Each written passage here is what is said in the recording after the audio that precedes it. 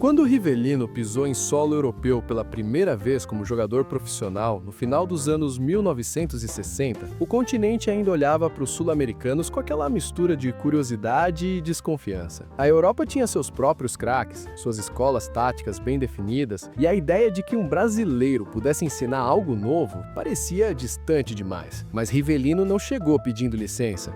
Ele impôs presença desde o primeiro momento. O bigode marcante, o cabelo comprido, a postura confiante, tudo nele destoava do padrão europeu. E quando a bola começava a rolar, a diferença ficava ainda mais evidente. Rivelino jogava com uma tranquilidade que beirava o desrespeito, sabe? Não havia pressa, não havia ansiedade, era controle absoluto. Nos amistosos da seleção brasileira em território europeu, ele começou a chamar a atenção não só pela técnica apurada, mas pela forma como ditava o ritmo da partida inteira. Quando a bola chegava em seus pés, o jogo literalmente parava. Os adversários hesitavam, travavam, sabiam que algo poderia acontecer a qualquer instante. Um passe longo cruzando o campo, um chute de longe sem aviso, um drible inesperado que deixava dois marcadores para trás. Rivelino carregava consigo a imprevisibilidade que tanto incomodavam os europeus. Eles estavam acostumados a jogar contra sistemas bem organizados, contra formações táticas rígidas,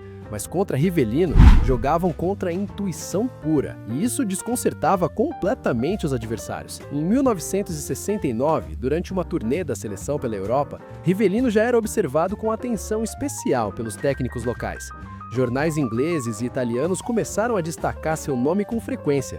Não era mais apenas Pelé quem assustava. Havia ali um outro tipo de jogador, igualmente perigoso, mas de uma maneira completamente diferente. Houve partidas em que ele simplesmente não conseguiu brilhar como esperado. Jogos em que foi completamente anulado pela marcação, apagado do campo, onde sua presença passou quase despercebida. E nesses dias ruins, as críticas vinham rápidas e pesadas. Diziam que ele era lento demais para o ritmo frenético do futebol europeu, que dependia de muito espaço livre para jogar bem, que não conseguia se adaptar ao ritmo intenso, à pressão constante dos marcadores. Rivelino lia essas críticas todas, absorvia cada palavra, processava internamente e voltava a treinar com ainda mais dedicação, porque sabia perfeitamente que a diferença entre ser esquecido e ser lembrado pela história estava nos pequenos detalhes. Ele começou então a estudar os adversários com muito mais cuidado e atenção. Observava os zagueiros adversários, entendia seus padrões de movimento, suas tendências individuais,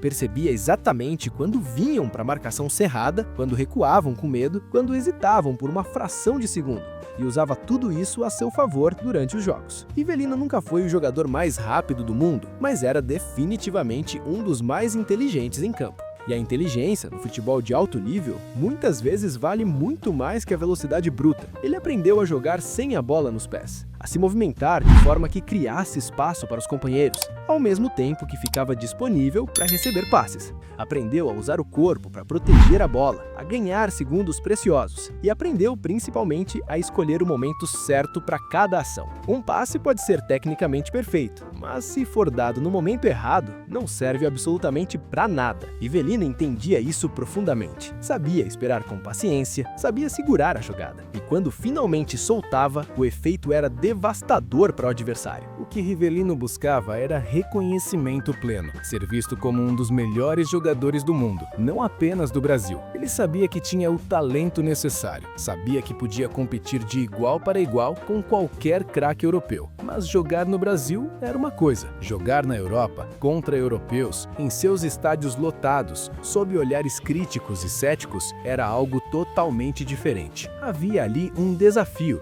que ia muito além da bola rolando no gramado. Era uma questão de provar que o futebol brasileiro não era só beleza estética, só dribles bonitos para a plateia aplaudir.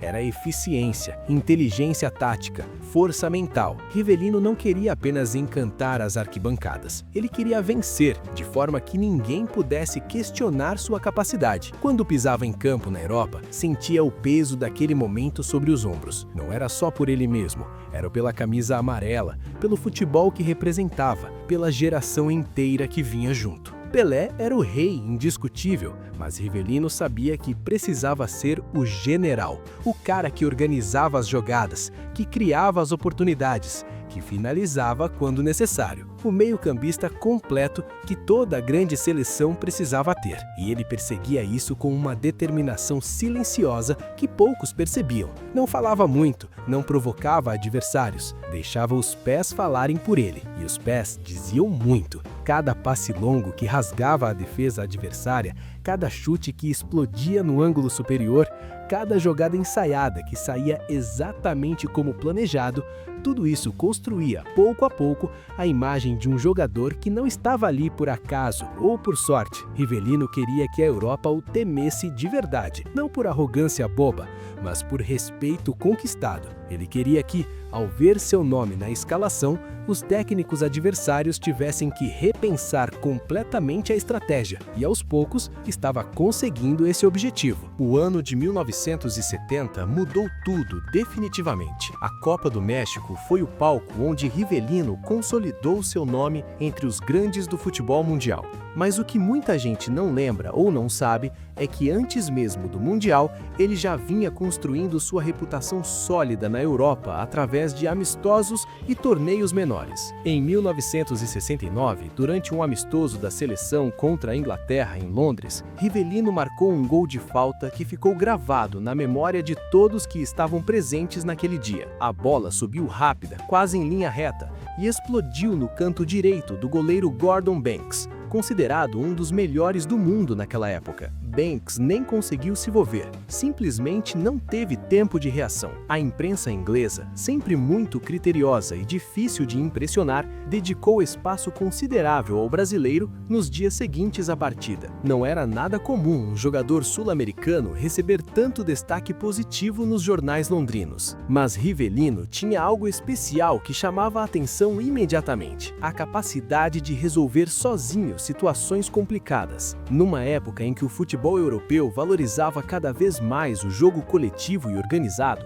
ele representava exatamente o oposto disso. E, paradoxalmente, aquilo funcionava de forma brilhante, porque não era um individualismo burro ou egoísta, era um individualismo consciente, extremamente calculado. Rivelino sabia perfeitamente quando segurar a bola e quando soltar para os companheiros.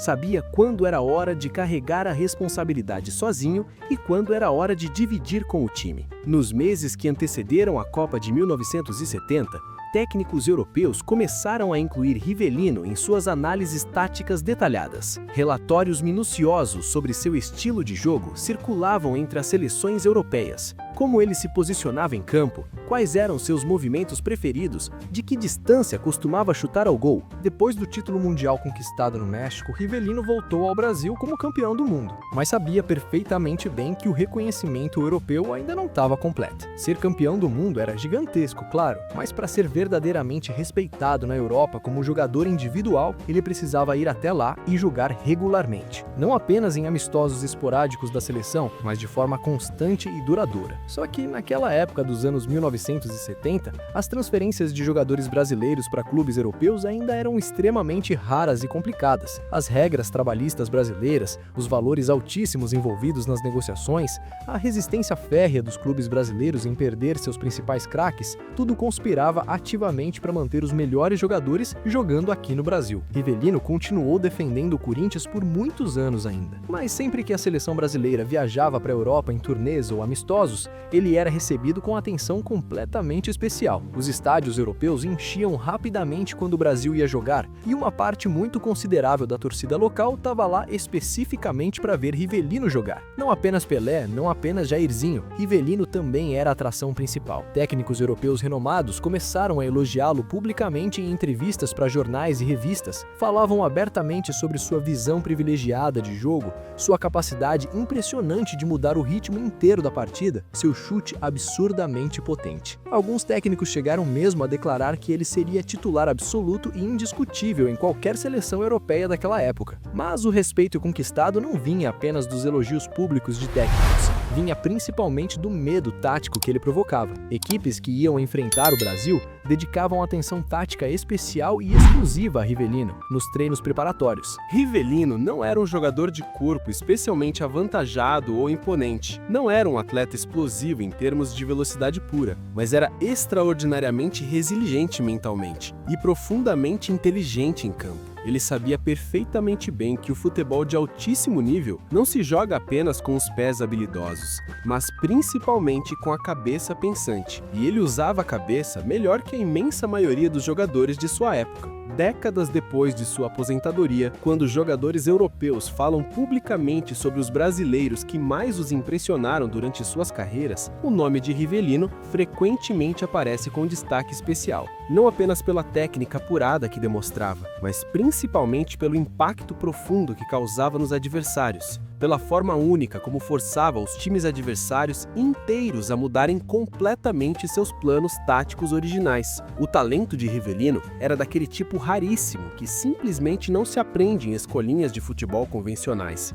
Era algo que vinha genuinamente de dentro, de uma combinação única de sensibilidade, coragem e visão privilegiada. Ele via coisas em campo que outros jogadores simplesmente não conseguiam enxergar. Antecipava movimentos antes que acontecessem, criava espaços onde aparentemente não existiam, finalizava de posições de onde ninguém esperava perigo. E fazia absolutamente tudo isso com uma serenidade impressionante que deixava adversários perplexos. Rivelino fez a Europa inteira aprender a temê-lo de verdade, não pela força física bruta, mas pela imprevisibilidade constante. Ele foi a prova viva de que o futebol brasileiro tinha sim lugar garantido no cenário mundial, e não como mero coadjuvante exótico, mas como protagonista absoluto. Seu legado vai muito além dos títulos conquistados, muito além dos gols marcados, muito além das assistências contabilizadas. Rivelino deixou a certeza de que talento genuíno, quando aliado à inteligência e à coragem, não conhece fronteiras geográficas nem culturais.